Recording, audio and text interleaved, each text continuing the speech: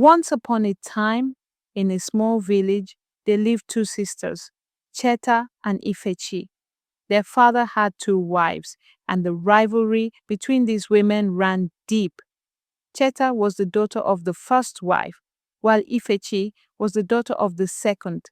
Because of their mothers' hatred for each other, the sisters never truly bonded, despite Chetta's efforts to build a relationship. One day, while wandering through the local market, Chetta came across a stunning dress. She immediately thought of Ifechi and bought it as a gift, hoping it would bring them closer. But Ifechi refused it, accusing Chetta of trying to bewitch her. Heartbroken, Chetta gave up on trying to mend their relationship. Years passed and nothing changed. Then, one afternoon, on her way to the farm, Chetta saw an elderly woman struggling under the weight of a heavy basket. Without hesitation, she offered to help, despite the old woman's protests.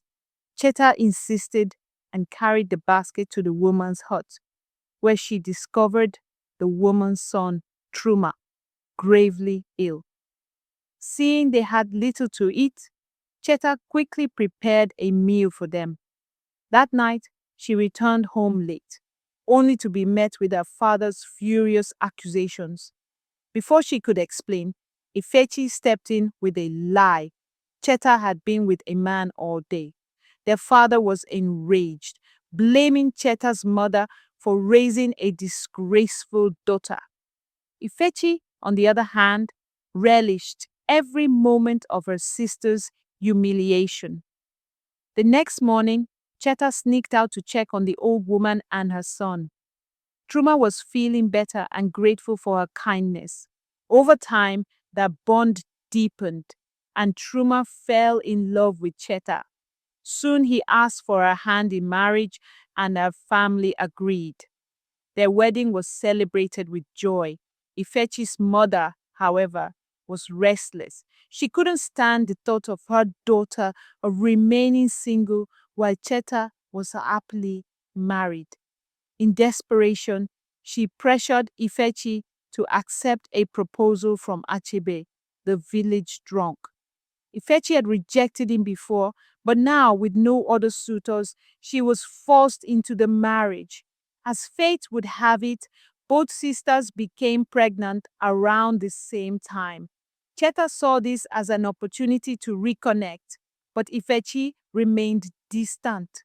Months later, on the night of their deliveries, Ifechi's mother secretly switched their babies, giving Ifechi a son and Chetta a daughter, because she couldn't bear the shame of a daughter giving birth to a girl.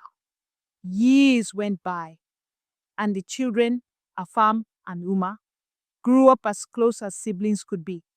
Afam, though raised by Ifechi, gravitated towards Chetta's warmth and kindness, which drove Ifechi mad with jealousy. Unable to stand the bond her son shared with her sister, Ifechi sought the help of a powerful village sorcerer. She wanted to poison Chetta's food, but she begged for the charm to spare Afam's life, as he often ate at Chetta's house. The sorcerer agreed, crafting a deadly potion that would not harm her son. With a charm in hand, Ifechi visited Chetta for the first time in years, pretending to have a change of heart. While Chetta stepped away, Ifechi poisoned the food and left, eagerly waiting for news of Chetta and Uma's demise. Hours passed. Nothing happened. Frustrated, she returned to the sorcerer, who was baffled as well. Desperate, Ifechi agreed to a stronger, irreversible spell.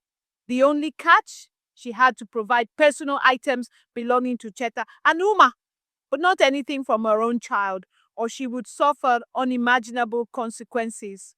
Ifechi, blinded by hatred, unknowingly handed over an item belonging to Uma, thinking she was Chetta's daughter. The moment the spell was cast, Ifechi went mad, running through the village in hysteria. The villagers, confused, consulted a seer, who revealed the shocking truth. Uma was actually Ifechi's biological daughter, and Afam was Chetta's real son. The secret switch from the night of their births was finally exposed. Horrified, Chetta struggled to process the betrayal, while Uma refused to accept Ifechi as her mother. She had grown up knowing only Chetta's love, and nothing could change that. Afam, disgusted by Ifechi's actions, left her behind to live with his real mother.